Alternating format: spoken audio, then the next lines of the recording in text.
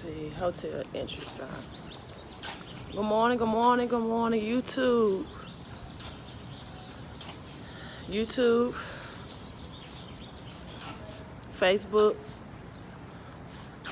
Just gonna make this live for you. Two topics is should you repair your own credit, right? Let me get in a good network connection.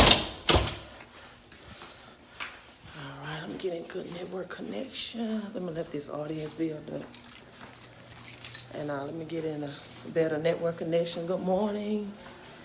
Just had a good little relaxing workout. And just thinking about some things we created right. So let me make this, get to have a seat. Make this a quick video. Some topics of Credit to Wealth program, exactly what that is, what's the purpose, what's the concept. Let me sit here so I can see concept behind it. So make sure you're tuning in. You hit like and hit share. If you're watching this on YouTube, make sure you subscribe to my channel. Right, subscribe to the Queen of Credit channel on YouTube. Hit the subscription button and also hit that bell notification button.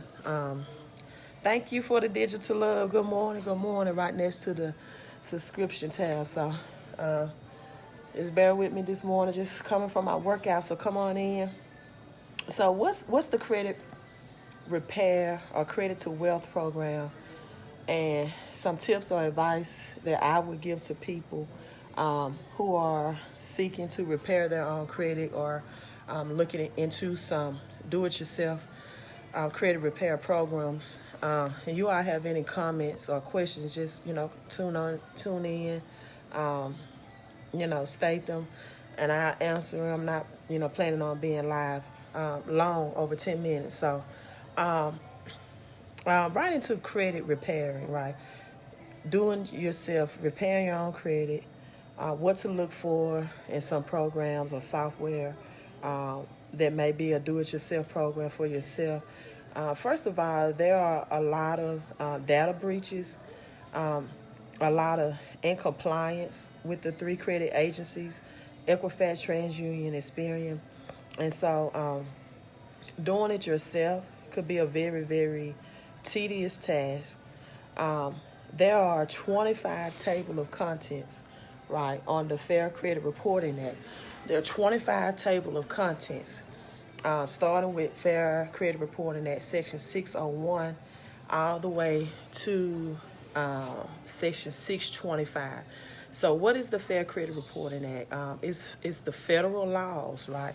The federal laws that governs or make sure that the 3 credit companies are in compliance or doing what they're supposed to do when they report anything positive or negative on your credit report, right? Thank you for the digital love. So I would really answer the question. If I'm going to court, right, and I don't know the laws to submit to the judge that pertains to my case, then would I represent myself in court? Okay, because as I stated earlier, there are over 25 table of contents, starting with Section 601, 602, 603, 604, 605, 606, 607, 608. Most popular one is Fair Credit Reporting Act 609. And then it goes all the way down to 625. And so you're talking about over 200 laws. So how do you know what law fits your situation? And that's why I tell people this is not a credit reversal and restoration. It's not a one-size-fits-all. It's not, hey, this one letter will magically remove our negatives. Every situation is different, and every credit law is different for every situation. For example, if I need to get an inquiry removed, I will not use the Fair Credit Reporting Act 601 or 602, right? I will use, and so or if I will use Fair Credit Reporting Act. Okay, go ahead and shoot your question. You need to do what, Liz? Use Fair Credit Reporting Act at 604.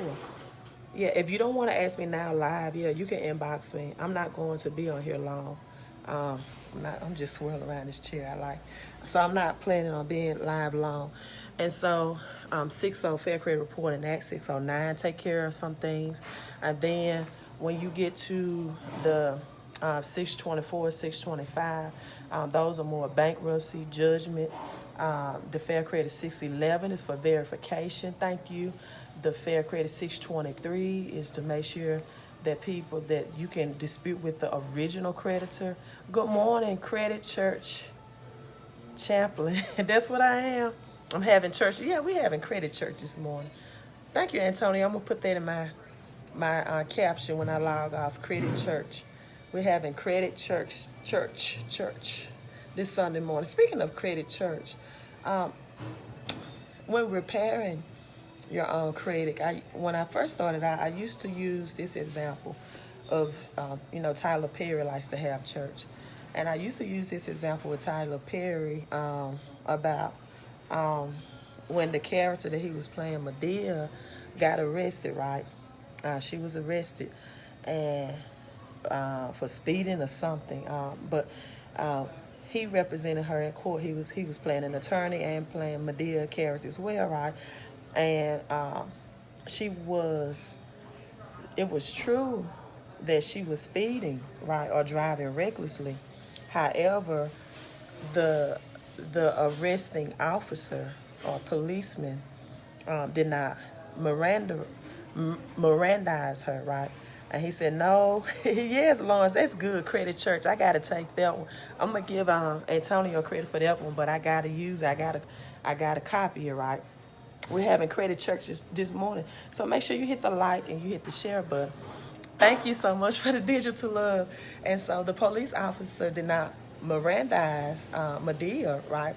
And because the legal act was not carried out, the illegal act was not carried out in a legal manner, or as Medea said, she never saw Miranda.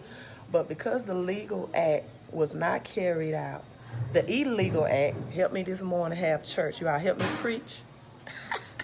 Help me preach this morning. Because the illegal act, thank you for the digital love. Now that helps me preach. As a preacher say, give me an amen, or, say amen. And that gives them some power when preaching, right?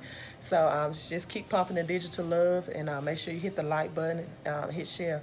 But back to the topic, repairing your own credit. Because the illegal act was not done in a legal manner, thank you so much. Max, did you put that on my YouTube channel? Someone told me that I'm the beast of credit and cash flow. Thank you so much, Max. She could not get any jail time. Thank you. She could not get reported. She could not get reported for that illegal act. And that's the same way. And when I first started credit repair, I made that example, and somebody said, oh, on my YouTube, and I stopped using it. They said, oh, she's comparing credit to a Tyler Perry movie, so I had to stop. But I'm going to start, because to me, if you're a Tyler Perry fan and you've seen that, that's the simplest way I can explain it. Look, you might have a late payment, right, on your credit report, but did they report it accurately? Did they have all the supporting documents to accurately show the physical documentation, the physical proof to show that their late payment is correct? Do I have 100%? I'm not saying I'm 98% sure, I'm 97% sure. Do I have 100% proof that you are the person that you're saying I'm reporting this late payment for? Do I have 100% proof that this is your bankruptcy? Look, I want you to answer this question with bankruptcy. If the courts do not reveal all of your identifying information, such as your full social security number, your files to the credit agencies, which they do not, and you can get a letter from the courthouse stating that, then how can Experian, TransUnion, or Equifax be 100% sure that this is your bankruptcy? How are they 100% sure? If you never did business with the debt collector or collection agency, how can they report that you're not paying them on your credit report because you were not obligated to pay them in the first time? This is why people get subpoenaed. Thank you for the digital love. Thank you, thank you. This is the real reason why people get subpoenaed for collection agencies, because they don't know how to make the debt collector or the collection agency validate. And with when you're talking to Experian, Equifax, and TransUnion, it's called verification for accuracy, right? But when it comes to debt collectors, right, before it even goes to your credit report, it's called validation. And people don't know the power of validation, because when you make them, the collectors and debt collectors, show proof that they have evidence with your signature of some type of transition or business or services with the original company, which they supposed to have on file, and 100% of the time they don't, then I'm not talking about debt negotiation. I'm talking about, from collection agency, debt elimination. That means you owe nothing because they don't have the proof on file that they should have. They don't have the evidence. They don't have the supporting documentation. They can't produce it because they just buy debt. But it's illegal for them to, thank you so much, it's illegal for them to purchase, especially if it's medical. But if any other contractual agreement, any other receipts of services that you've done with the original creditor, they don't have the information on file because the original company cannot give that information to them. So they always take a risk whenever they purchase debt, because they know I may come across that 1 out of the 10 consumer who actually may know the law and may ask me for debt validation. But hey, that's fine, because it's 9 other consumers out there, right, that's not informed, does not know the law, that do not know the language, that won't ask me to validate this debt, and I'll collect thousands and thousands of dollars. So when you look at the odds of that and how that game is played, okay, hey, it's a very lucrative game, right? 9 out of 10 people do not know these laws. They don't know how to make them validate the debt, and they don't know how to dispute. When it comes to the 3 credit agencies, it's not a one-size-fits-all.